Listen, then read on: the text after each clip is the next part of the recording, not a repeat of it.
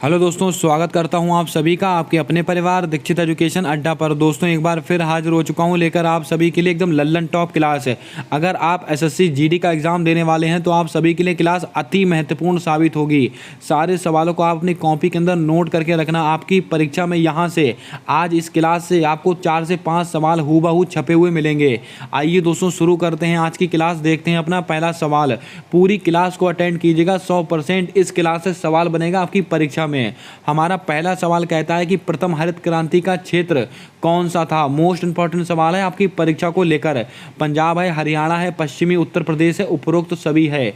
तो आपको याद रखना है प्रथम हरित क्रांति इसका क्षेत्र कौन कौन से थे। पंजाब, हरियाणा, पश्चिमी उत्तर प्रदेश, ये तीनों थे। इसको आप नोट कर लें। आपको ऑप्शन नंबर डी बिल्कुल सही जवाब होगा। इसके ऊपर आप स्टार लगा के रखें। बात करते हैं हरित क्रांति।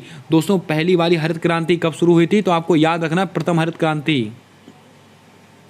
प्रथम हरित क्रांति इसकी शुरुआत कब हुई थी, तो आपको याद रखना है 1966 से 1967। इसको आप नोट कर लें।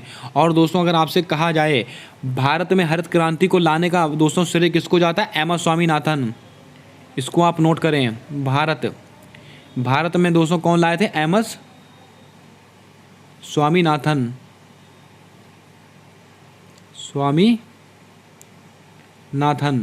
दोस्तों भारत में हरित क्रांति का जनक किसको माना जाता है, एम एस स्वामीनाथन को। इसके अलावा अगर आपसे कह दिया है विश्व में हरित क्रांति का जनक किसको माना जाता है, नॉर्मन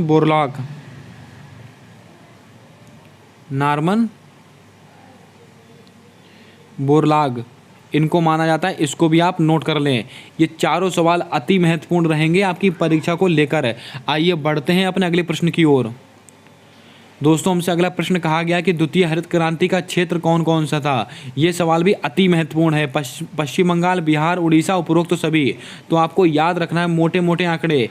दोस्तों द्वितीय हरित क्रांति का क्षेत्र कौन कौन सा था, ये पश्चिम बंगाल, बिहार, उड़ीसा यानी कि उपरोक्त सभी। आपका ऑप्शन नंबर डी बिल्कुल सही जवाब होगा। इसके अलावा दोस्तों पश्चिम बंगाल, बिहार, उड़ीसा और दोस्तों एक था मध्य प्रदेश। कौन सा, मध्य प्रदेश और एक उत्तर प्रदेश। ये सब दोस्तों द्वितीय हरित क्रांति के क्षेत्र थे। कौन कौन से, पश्चिम बंगाल, बिहार, उड़ीसा और मध्य प्रदेश और उत्तर प्रदेश। इन पांचों राज्यों के नाम आप याद करके रखें। परीक्षा में कोई सा भी सवाल आपसे पूछा जा सकता है। और द्वितीय हरित क्रांति इसकी शुभारंभ कब हुआ था, तो आपको याद रखना है 1983 से 1984। इस बात को भी आप याद करके रखें। अति महत्वपूर्ण सवाल है आपकी परीक्षा में। और द्वितीय हरित क्रांति की दोस्तों शुरुआत कब से मानी जाती है, तो आप कहेंगे 2006 से मानी जाती है। द्वितीय हरित क्रांति की शुरुआत कब से मानी जाती है, 2006 से मानी जाती है। इसको आप नोट करके रखें। और दोस्तों इसका मुख्य उद्देश्य क्या था, तो आपको याद रखना है 2015 तक की कृषि उत्पादों को दोगुना करना इसका उद्देश्य था। इस बात को भी आप याद रखें। आइए बढ़ते हैं अपने अगले प्रश्न की ओर। हमसे अगला सवाल कहा गया कि ऑपरेशन फ्लड की शुरुआत कब की गई, 1964 में, 1965 में, 1970 में, 1975 में। दोस्तों ऑपरेशन फ्लड और हरित क्रांति आपसे परीक्षा में पूछे जाने वाले सवाल हैं इस समय। ऑपरेशन फ्लड इसकी शुरुआत कब की गई थी, तो आपको याद करके रखना है 1970। आपका ऑप्शन नंबर सी बिल्कुल सही जवाब होगा। इसके ऊपर आप स्टार लगा लें। ऑपरेशन फ्लड इसकी शुरुआत कब की गई थी, 1970 में की गई थी। इसको आप नोट करके रखें। और दोस्तों इसका संबंध किससे होता है, दुग्ध उत्पादन।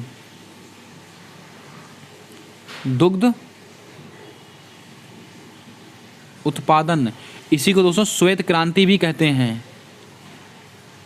श्वेत क्रांति इसी को कहा जाता है। इसको भी आप नोट करके रखें। ऑपरेशन फ्लड आपकी परीक्षा में पूछा गया प्रश्न है। इसको भी आप नोट करके रखें। इसके अलावा दोस्तों अगर आपसे कहा जाए इससे संबंधित कौन है, वर्गीज कुरियन।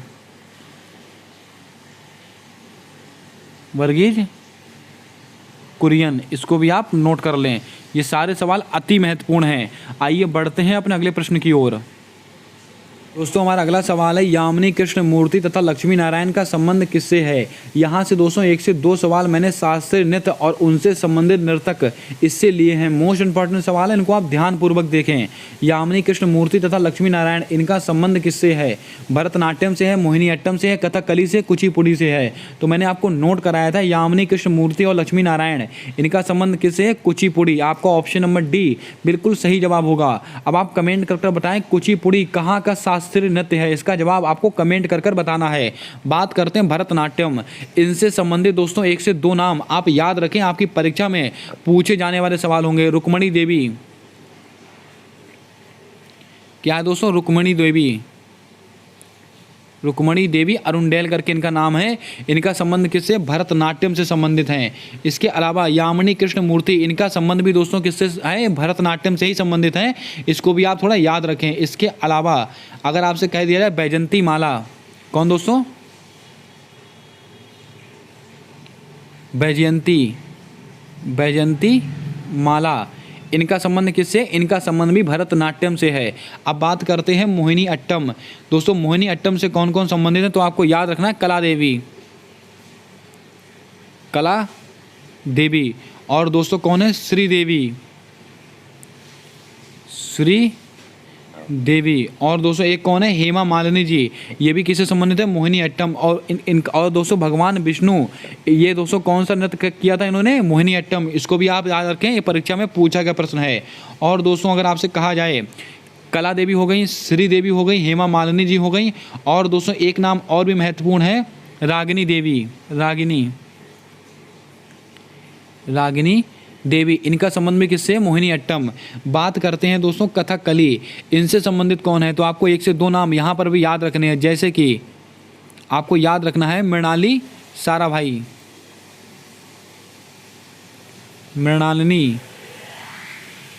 और साराभाई, ये एक ही नाम है। इनका संबंध किससे है? कथकली से संबंधित हैं। इसको भी आप याद कर लें। और दोस्तों एक है रुक्मणी देवी दोस्तों कथकली से संबंधित है। इसको भी आप याद रखें। उम्मीद करता हूँ आपने सारे नाम अच्छे से नोट किए होंगे, अच्छे से याद किए होंगे। आइए बढ़ते हैं अपने अगले प्रश्न की ओर। हमारा अगला प्रश्न कहता है कि सितारा देवी का संबंध किस शास्त्रीय नृत्य से है? यह सवाल भी अति महत्वपूर्ण है। सितारा देवी, इनका संबंध किस शास्त्रीय नृत्य से है? मणिपुरी, उड़ीसी, कथक, कथकली। तो आपको याद रखना है सितारा देवी का संबंध किससे? कथक से है। आपका ऑप्शन नंबर सी बिल्कुल सही जवाब होगा। दोस्तों कथक से कौन कौन संबंधित है? सितारा देवी, और दोस्तों एक है पंडित बिरजू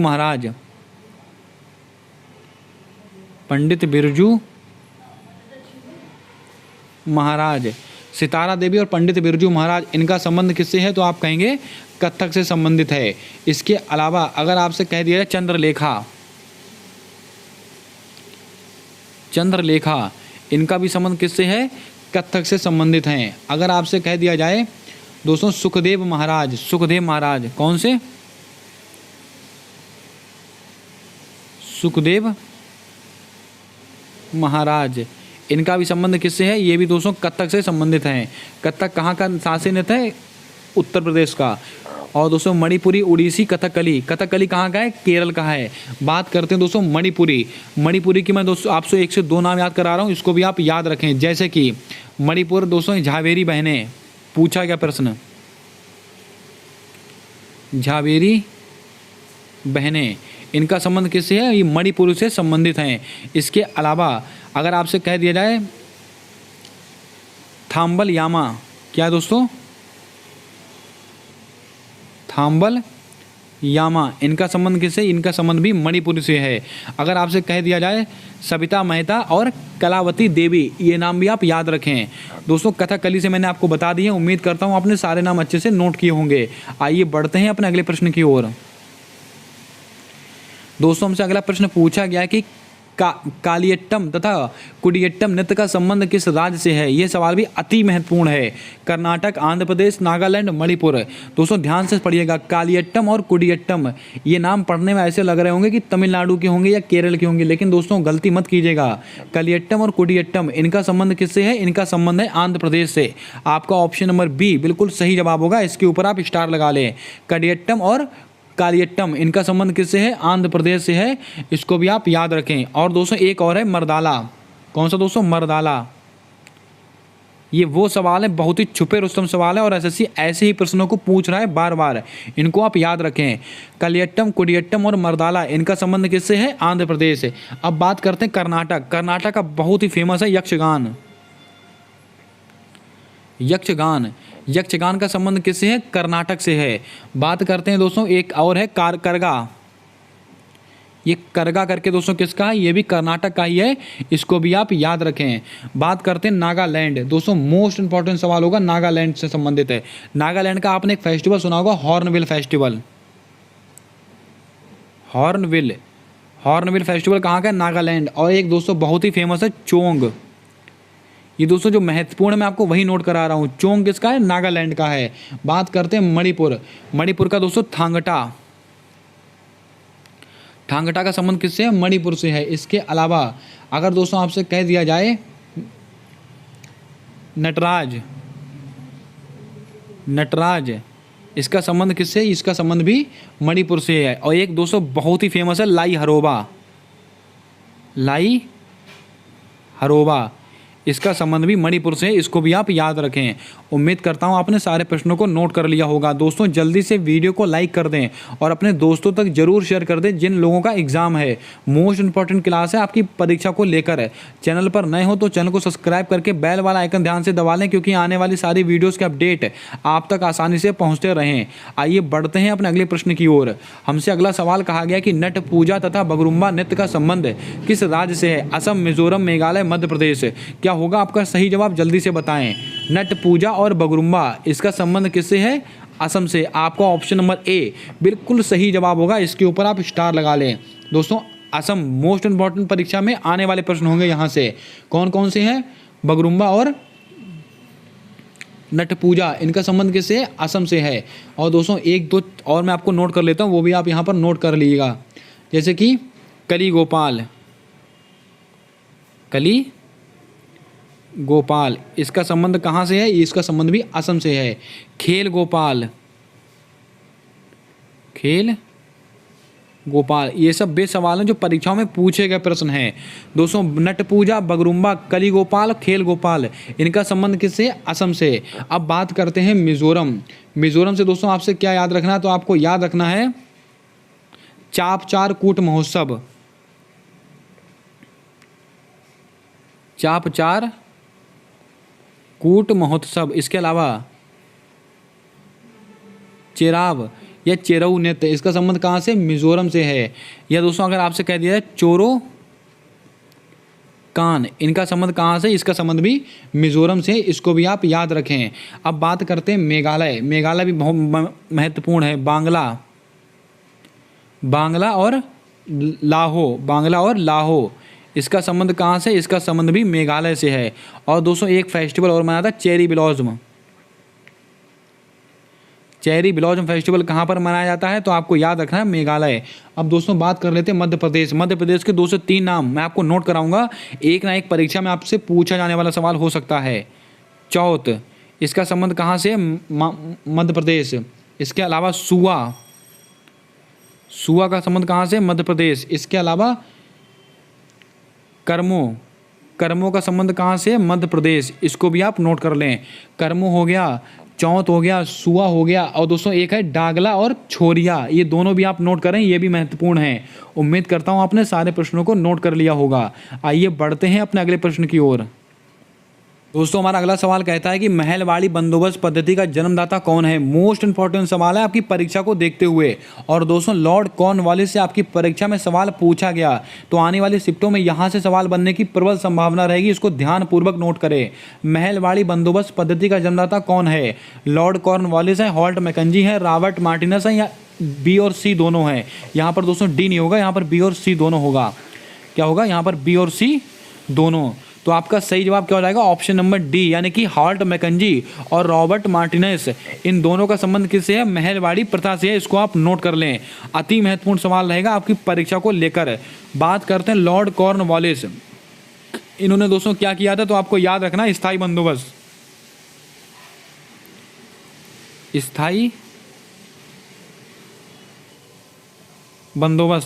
स्थायी बंदोबस्त प्रथा का दोस्तों शुभारंभ किसने किया था, लॉर्ड कॉर्नवालिस के द्वारा किया गया था। इसको भी आप याद कर लें, अति महत्वपूर्ण सवाल है आपकी परीक्षा को लेकर, और 1793 में किया था, ये भी आप थोड़ा याद रखें। बात करते हैं दोस्तों रैयतवाड़ी, मोस्ट इंपॉर्टेंट सवाल। रैयतवाड़ी प्रथा का शुभारंभ दोस्तों किसके द्वारा किया गया था, थॉमस मुनरो तथा और कौन थे दोस्तों, तो आपको याद रखना है कैप्टन रीड। इनको आप रीड एंड मुनरो कह सकते हो। रैयतवाड़ी प्रथा का जनक किसको माना जाता है? मुनरो और रीड को। और कॉर्नवालिस को स्थायी बंदोबस्त का। महलवाड़ी का दोस्तों हॉल्ट मैकेंजी मार्टिनेज। इन सब आंकड़ों को आप याद रखें, कोई ना कोई सवाल आपकी परीक्षा में हूबहू आपको छपा हुआ मिलेगा। आइए बढ़ते हैं अपने अगले प्रश्न की ओर। हमसे अगला प्रश्न पूछा गया कि निम्नलिखित में से हर्यक वंश का संस्थापक कौन था? लगाइएगा स्टार। आपकी परीक्षा में 100% यहाँ से मैं आपको नंबर दिलाने वाला हूँ। कुछ महत्वपूर्ण वंश और उनके संस्थापक मैं आपको यहाँ पर नोट कराऊंगा और आप परीक्षा उठाकर देखिएगा, सीधा आपकी परीक्षा में प्रश्न आएगा यहाँ से। हर्यक वंश का संस्थापक कौन था? पुष्यमित्र शुंग हैं, बिंबिसार हैं, श्रीगुप्त हैं, उपेंद्र हैं। क्या होगा आपका सही जवाब? जल्दी से बताएं दोस्तों। हर्यक वंश, इसके संस्थापक कौन थे? बिंबिसार। आपका ऑप्शन नंबर बी बिल्कुल सही जवाब होगा। इसके ऊपर आप स्टार लगा लें, मोस्ट इंपॉर्टेंट सवाल है आपकी परीक्षा को लेकर। दोस्तों बात करते हैं पुष्यमित्र शुंग। इन्होंने दोस्तों कौन सा वंश था? शुंग वंश। शुंग वंश, शुंग वंश का संस्थापक कौन है? पुष्यमित्र शुंग। और श्रीगुप्त, ये दोस्तों किसके? गुप्त वंश के। गुप्त वंश का संस्थापक कौन है? श्रीगुप्त। बात करते हैं उपेंद्र, ये दोस्तों परमार वंश के हैं। परमार वंश, परमार वंश का संस्थापक कौन है? तो आपको याद रखना है उपेंद्र। अब बात करते हैं दोस्तों, अगर आपसे कह दिया जाए राष्ट्रकूट वंश, राष्ट्रकूट वंश, इसके संस्थापक कौन है? यहाँ पर मैं लिख देता हूँ दंती दुर्ग। दंती दुर्ग, ये राष्ट्रकूट वंश के संस्थापक हैं। इसके अलावा सैयद वंश, सैयद वंश के संस्थापक कौन है? खिर्ज खां। खिर्ज खां, इनको भी आप नोट कर लें। ये सब सवाल ऐसे सवाल हैं जो परीक्षाओं में बार बार रिपीट होने वाले सवाल हैं। अब दोस्तों आप कमेंट कर कर बताएं वर्धन वंश कौन? दोस्तों वर्धन वंश, इसके संस्थापक कौन है? इसका जवाब आपको कमेंट कर कर बताना है। और दोस्तों सातवाहन वंश, मोस्ट इंपॉर्टेंट है, इसके संस्थापक कौन है? सिमुक। कौन है दोस्तों? सिमुक। सिमुक करके हैं सातवाहन वंश के संस्थापक। मैंने आपसे पूछा वर्धन वंश, इसके संस्थापक कौन है? आपको याद रखना है पुष्पभूति। कौन दोस्तों? पुष्पभूति वर्धन वंश के संस्थापक हैं, इसको भी आप याद रखें। आइए बढ़ते हैं अपने अगले प्रश्न की ओर। हमारा अगला सवाल कहता है कि थॉमस कप का संबंध किस खेल से है? दोस्तों कुछ महत्वपूर्ण कप और उनसे संबंधित खेल मैं आपको नोट कराऊंगा, इनको आप ध्यानपूर्वक नोट करें। आपकी परीक्षा में 100% सवाल आपसे पूछा जाएगा। थॉमस कप का संबंध किससे है? बैडमिंटन, शतरंज, गोल्फ, फुटबॉल। तो आपको याद रखना है जो थॉमस कप होता है उसका संबंध होता है बैडमिंटन से। और ये भी आपको याद रखना है ये पुरुषों का बैडमिंटन होता है। अगर आपसे कह दिया जाए पुरुषों से संबंधित कौन है? Thomas cup. अगर आपसे कह दिया जाए उबेर कप, ये दोस्तों महिलाओं का बैडमिंटन होता है। ये सवाल आपसे पूछा भी गया है एसएससी जीडी की परीक्षा में। महिलाओं का दोस्तों बैडमिंटन कौन सा होता है? Uber cup. और पुरुषों का दोस्तों कौन होता है? Thomas cup. दोस्तों शतरंज कप, इससे संबंधित मैंने आपको 1 से 2 बताए थे। कौन कौन से दोस्तों? नायडू कप। नायडू कप, इसका संबंध किससे? नायडू और खेतान। नायडू और खेतान कप, इसका संबंध किससे है? तो आपको याद रखना शतरंज से है। बात करते हैं गोल्फ। गोल्फ का दोस्तों महत्वपूर्ण है राइडर कप। राइडर कप, इसका संबंध किससे है? तो आपको याद रखना है इसका संबंध है गोल्फ से। दोस्तों फुटबॉल, मोस्ट इंपॉर्टेंट सवाल, संतोष ट्रॉफी। संतोष ट्रॉफी ये दोस्तों किस खेल के लिए दी जाती है? ये दी जाती है फुटबॉल के लिए। अब आप कमेंट करके बताएं फुटबॉल के खिलाड़ियों की संख्या कितनी होती है? जल्दी से इसका जवाब आपको कमेंट करके बताना है। और मैंने इस सवाल को आपको 3 से 4 बार नोट भी कराया हुआ है। आइए बढ़ते हैं अपने अगले प्रश्न की ओर। दोस्तों यहाँ से कुछ महत्वपूर्ण करंट अफेयर्स के सवाल मैं आपको बताने वाला हूं जो आपके लिए अति महत्वपूर्ण रहेंगे। विश्व बैंक का अर्थशास्त्री किसे नियुक्त किया गया है? रुचिरा कंबोज को, इंदरमीत गिल को, एंजेला मर्केल को, ऋषि सुनक को। तो आप सबको पता है विश्व बैंक, वर्ल्ड बैंक, इसका अर्थशास्त्री किसको नियुक्त किया गया है? इंदरमीत गिल। आपका ऑप्शन नंबर बी बिल्कुल सही जवाब होगा। बात करते हैं वर्ल्ड बैंक। दोस्तों आपको याद होगा वर्ल्ड बैंक प्लस IMF, ये दोस्तों इनको कहा जाता है जुड़वा बहनें। और इनकी स्थापना 1944-45 के ब्रेटन वुड सम्मेलन, ब्रेटन वुड सम्मेलन, इनकी स्थापना 1944-45 के ब्रेटन वुड्स सम्मेलन में हुई है। और इनका मुख्यालय कहाँ पर स्थित है? वाशिंगटन डीसी में स्थित है। इतनी चीज़ें आपको याद रखनी है। और विश्व बैंक का अर्थशास्त्री किसको नियुक्त किया गया? इंदरमीत गिल। रुचिरा कंबोज, ये दोस्तों कौन है? मैंने आपको बताया था यूएनओ में स्थायी प्रतिनिधि कौन है? रुचिरा कंबोज।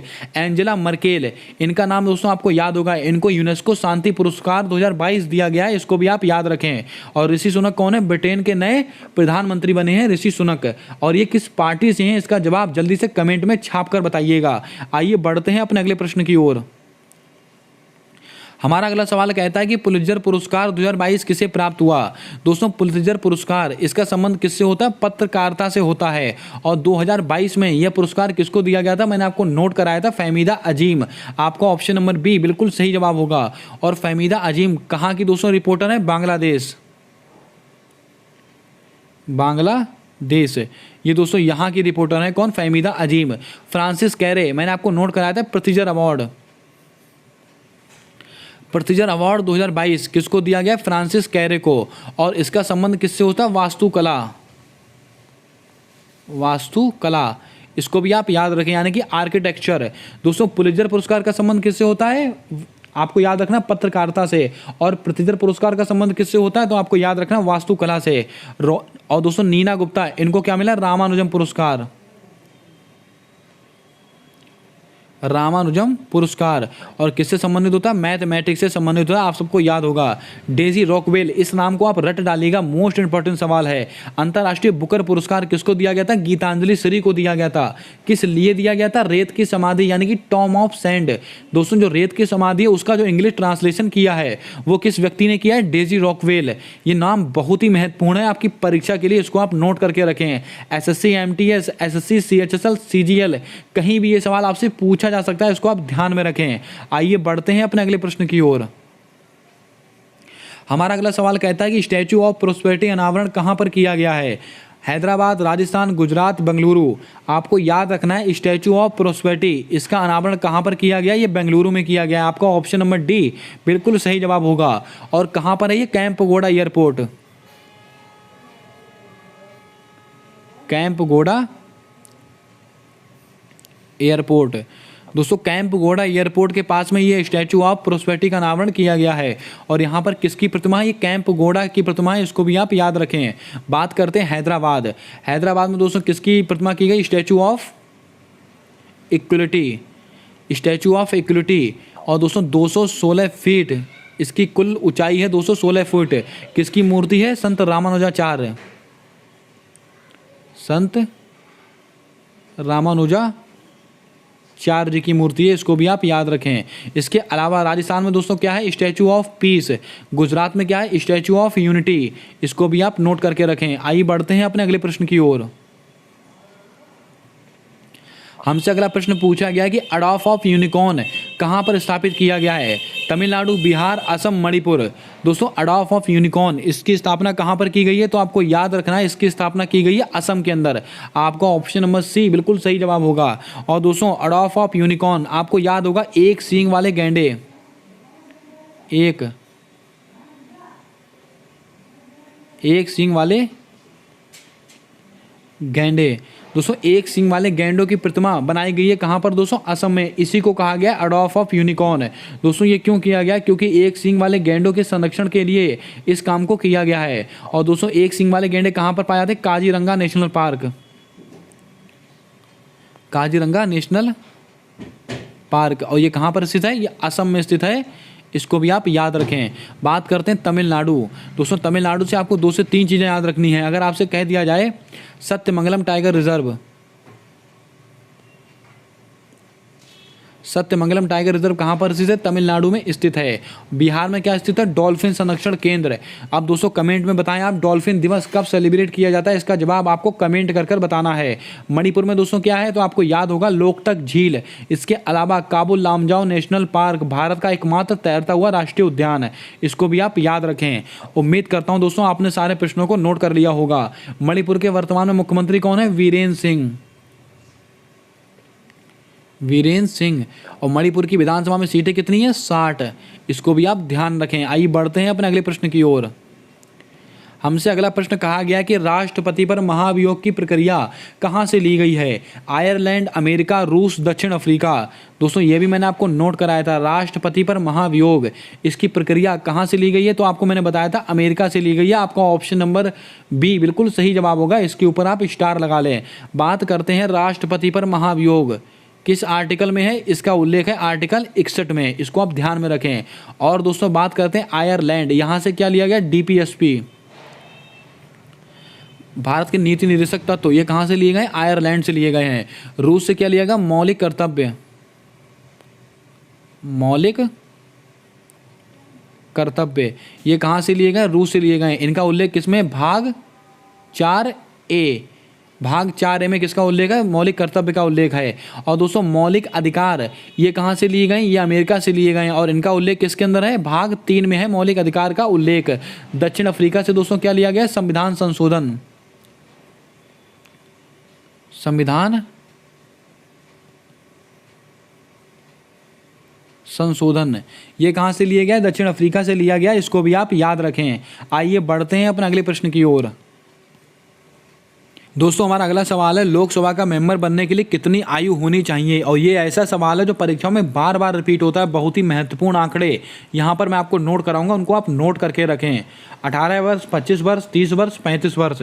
तो आपको याद रखना है, अगर आपको लोकसभा का मेंबर बनना है तो आपकी उम्र कम से कम कितनी होनी चाहिए? 25 वर्ष। आपका ऑप्शन नंबर बी बिल्कुल ठीक जवाब होगा। बात करते हैं दोस्तों, अगर आपको पीएम बनना है, अगर आपको प्रधानमंत्री बनना है तो आपकी उम्र कितनी होनी चाहिए? 25 वर्ष। इसके अलावा आपकी वोट डालने की उम्र कितनी है? तो आपको सबको पता है 18 वर्ष। अब आप कमेंट करके बताएं कि वोट डालने की उम्र 21 से 18 वर्ष किस संविधान संशोधन के द्वारा की गई थी? इसका जवाब आपको कमेंट कर बताना है। बात करते हैं 30 वर्ष। अगर आपको राज्यसभा का मेंबर बनना है, अगर आपको राज्यसभा का मेंबर बनना है तो आपकी उम्र कितनी होनी चाहिए? 30 वर्ष। अगर आपको प्रेसिडेंट बनना है यानी कि राष्ट्रपति बनना है, अगर आपको वाइस प्रेसिडेंट बनना है यानी कि उपराष्ट्रपति बनना है, अगर आपको गवर्नर बनना है तो आपकी उम्र कितनी होनी चाहिए? 35 वर्ष। और इस आंकड़े को आप रट डालें, परीक्षा में एक ना एक सवाल आपसे पूछा जाने वाला सवाल होगा। दोस्तों मैंने आपसे प्रश्न पूछा है कि वोट डालने की उम्र 21 से 18 वर्ष किस संविधान संशोधन के द्वारा की गई? इसका जवाब आपको कमेंट करके बताना है। और दोस्तों अगर आपको ग्राम प्रधान का इलेक्शन लड़ना या कुछ भी करना तो आपकी उम्र कितनी होनी चाहिए? 21 वर्ष। इस बात को भी आप याद रखें। आइए बढ़ते हैं अपने अगले प्रश्न की ओर। हमारा अगला सवाल कहता है कि आपात अनुबंध का उल्लेख किस भाग में किया गया है? मोस्ट इंपॉर्टेंट सवाल है आपकी परीक्षा को लेकर। आपात अनुबंध इसका उल्लेख किसके अंदर किया गया? तो मैंने आपको याद कराया था भाग 18 में। आपका ऑप्शन नंबर सी बिल्कुल सही जवाब होगा। भाग 3 में क्या है? मौलिक अधिकार, मौलिक अधिकार, ये किसमें? भाग 3 में। भाग 4 में क्या है? मौलिक कर्तव्य, मौलिक कर्तव्य। भाग 4A 51 आर्टिकल 51A 42वां संविधान संशोधन 1976, इसको आप याद रखें। और दोस्तों भाग 18 में क्या है? आपात अनुबंध। आइए दोस्तों बढ़ते हैं अपने अगले प्रश्न की ओर।